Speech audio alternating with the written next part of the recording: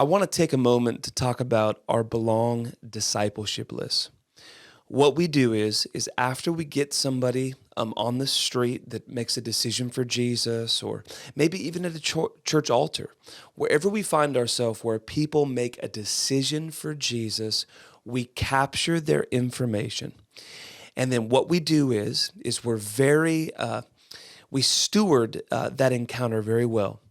So the next week, when it comes time for Belong, what we do is we all sit down and all of us together begin to pray in the Spirit. We begin to pray for those people on our discipleship list. And as we're praying, we begin to reach out or make phone calls to all the people that we've been in contact with.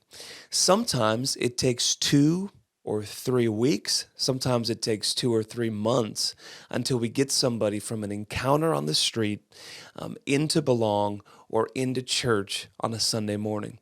Just this past week, we had 4 new believers come to church for the first time. We were ecstatic. I mean, it was so great to see them come on a Sunday morning to Mercy Culture Church.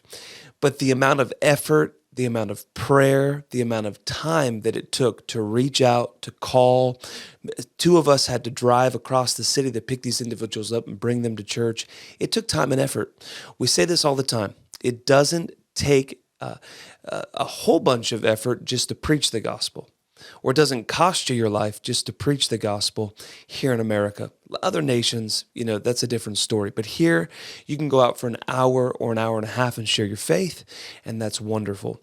But then, what are you doing with all of those people that you've met? Right? If you just go out, share for an hour a week, and then go back home and you go about your way, I would say that you're not actively making disciples. You're helping people make decisions, which is wonderful. I love praying for people, but we want to make disciples. Jesus said, go and make disciples.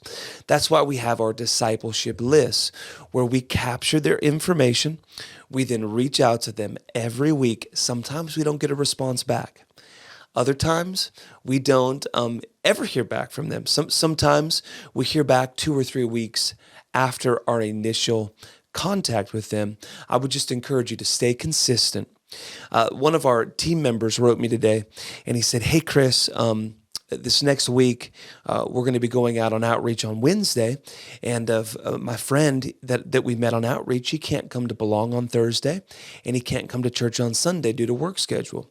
Well, because he's been reaching out to him, staying in connection with him, is going to be meeting him on Wednesday to do discipleship instead of going on outreach, because we believe that discipleship is what Jesus called us to. So it's more important that we disciple those new believers than to go out and reach a whole bunch more people.